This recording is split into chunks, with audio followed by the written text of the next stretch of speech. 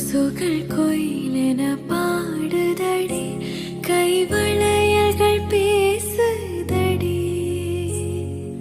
இரு மனம் ஒரு மனமாகுமடி, இந்த திருமண